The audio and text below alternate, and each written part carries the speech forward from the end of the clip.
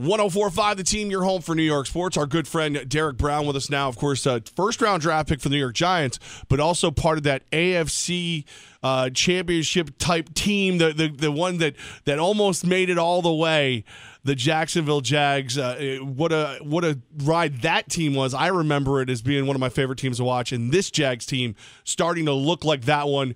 DB, do you see any comparisons to this Jags team and the one that you were on?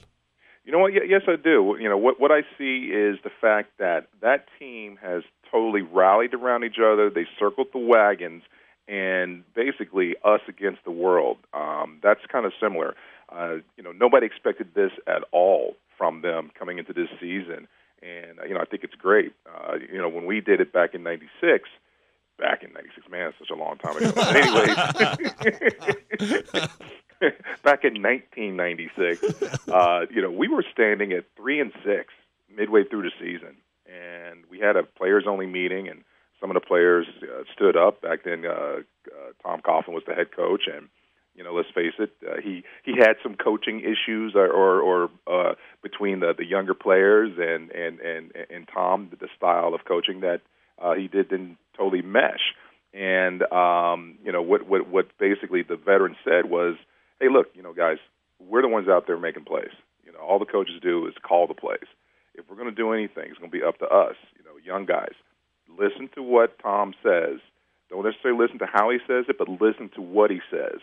And let's go out here and see what we can do. And that's when we started, basically one game at a time. And next thing you know, we're in Buffalo, and we beat Buffalo. First time they lost in the postseason at home. Then we go to Denver. They were 14-2, man. 14-2. Putting in the paper that we don't even belong in a cereal bowl. Who are the Jaguars? Well, let me tell you, the Jaguars were. The Jaguars are probably responsible for those two back-to-back Super Bowls they had after we whooped that tail out in Denver. and you're right. We came real close to going to the Super Bowl. Literally, we were 3 plays away. In that game. It was the second or third time we played New England that year. Second time, I think it was. And it was up there in Foxborough. It was cold. There was a delay that we actually had because the lights went out for like 10, 15, probably 15, almost 20 minutes, I think it was. It was cold, but that didn't really affect us. But what did affect us was we had a block punt, we had an interception, and we had a fumble. And we were still in the game, minus those 3 turnovers, and we came that close to going to the show. Now would we have beaten Green Bay? I don't think so. I don't really know. We'll never know. But New England went on and got beat by Green Bay. You touched on the influence that Coach Coughlin had on that team, the players-only meeting. He's now in a front office position, but this quickly in 1 year, it's been a franchise that hasn't been in the playoffs in a decade. He shows up, they're in the playoffs. Does he deserve a ton of credit for what's happened this season? You know what? I got to think he probably deserves some credit. I mean, because he does have his fingerprint on there. I mean, no, is he calling the shots? Is he in the locker room? I don't know to what capacity that he actually has control over that organization. But excuse me. But I do know this, not for nothing, and I know people in the past have had their issues with Tom, myself included. He knows how to win, and there's no mistake about it. And I think he's a great person to be in that leadership role, especially with the way the league is now, because it's such young players. I mean, back when I first came into the league, salty veteran was 8, 9, 10, 12-year veteran. Now a veteran is 4 years. Well, back then they were still a rookie. Even if they had 1,000 yards a year rushing, they were still called a rookie, basically. So, it is a little different, but he has a proven track record everywhere he's been. He's been successful. He's one of those coaches, one of those guys. Derek Brown with us right now. Of course, we love him for all the Giants talk and everything else, but it's hard to you can't forget how successful that Jags team was that he was on. We look at Jacksonville, and maybe because the team hasn't really been that good since you were there, the fan base doesn't seem that involved. Are they when you're winning? Like, is when Blake Bortles drops back and the defense is on the field for the Jags at home? Is Is the Jacksonville crowd able to get crazy? You know what? That is weird. Because I had heard that as well. Because I guess maybe, I don't know, it was because of the threat of them moving and all that talk about them going to be the first team in Europe with a London base. I don't really know. Especially too, it is a very, very weird and very odd because you're right down there in the middle of football country. I mean, you have University of Florida, who pretty good at winning, known to be champions as well. They're like a couple hours away, and then you have Florida State as well. You're right there in the hotbed. So I don't know. It is weird because that is football country, and you would expect for it to be absolutely nuts. I don't know. Maybe they're just spoiled. Well, spoiled might have been the quarterback position for some teams in the NFL, but Blake Bortles, although a first-round draft pick, really hasn't turned it on until the past 3 weeks. Do you see any comparisons between Blake Bortles and your former quarterback, Mark Brunell? No, I do. I mean, let's face it.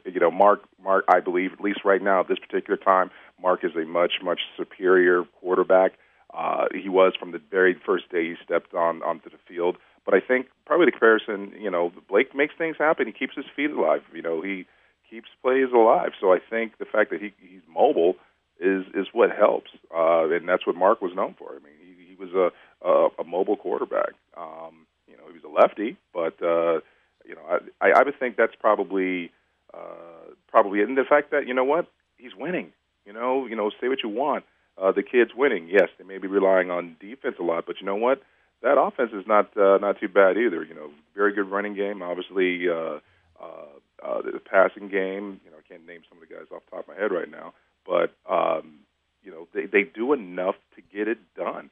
And actually the last couple of weeks, and then some. Right. As a matter of fact, I'm just kind of ticked off because their defense has priced themselves out that I can't. I usually go with some other people that I can't put them on my DraftKings team.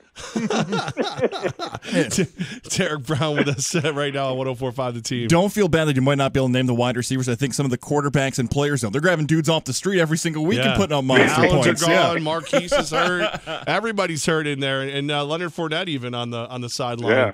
Right.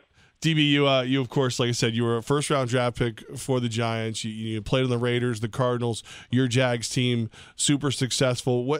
Did you ever do the joint practices during the preseason, during camp? Because when we went and saw New England, guess who's there? Jacksonville. And now this is the year where Jacksonville may be one of the few teams who can actually take out New England. Like, is it that beneficial to practice with a team as good as New England? Yeah, yes, it is. I think it's just good to, period, to have those joint practices. I was on a couple of teams. I know when I first came into the league with the Giants, we practiced against. Actually, we had practice with the Patriots back then, but of course they weren't nowhere near as good. Yeah, you were the good team, right? And then we also had a joint practice one year with the Browns. Then when I was the Raiders, we had a joint practice with. Was it the Cowboys? No, we didn't have a joint practice. Yeah, I think we might have. Yeah, the Raiders-Cowboys used to practice together a lot. Yeah, in San Antonio. So, and then also did it in Arizona with San Diego Chargers. I think it's good because, obviously, back then it was a little bit different because training camp was longer, and after a while you just get tired of beating up on the same guys. Not beating up, but, everybody knows the play. It's good to have a controlled practice and scrimmage against somebody you don't know.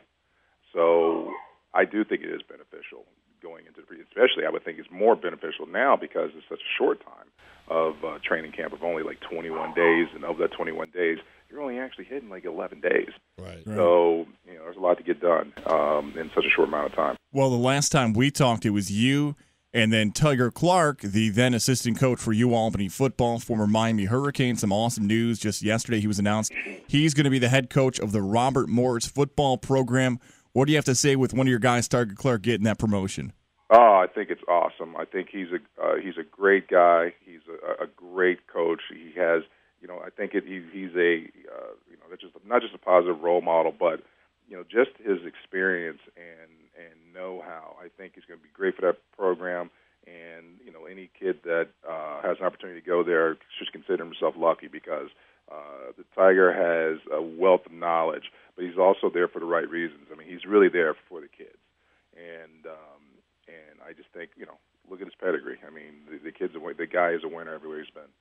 Any truth to the rumor, DB, that you've already put together your offensive package to be his new offensive coordinator? Absolutely, or at least in consultative capacity. DB, you're doing the show. You're getting us ready for Giants football this Sunday? Yes, I am. New York Blitz. Hopefully, we can actually pull at least one more win before the season's out. Let's face it, it's been interesting this year. That's for sure. They definitely have made it interesting for us. It's unfortunate the turn that we've taken, but I think it's just a reality check. Quite honestly, you think about it. Last year, yes, we were 11-5. It's a great record. However, a tip ball, a fumble here or there, and that record could have been a whole lot different. Because last year even it wasn't like we were blowing out teams. I think we haven't scored 30.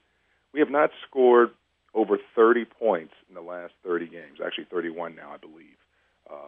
So it wasn't like we're blowing anybody out. And quite honestly, we probably got lucky with some of those wins last year. And now that ball is just tipped the other way. Every single time this year. And injuries did not help you at all. But I think obviously the Giants, they are a historical one of the pillars of the NFL, and they will get things right, and we'll move in the right direction real soon here. Appreciate it, DB. Have a great day. We look forward to talking to you in the not too distant future. Yeah, man, that'd be great. That'd be great. Thank you very much.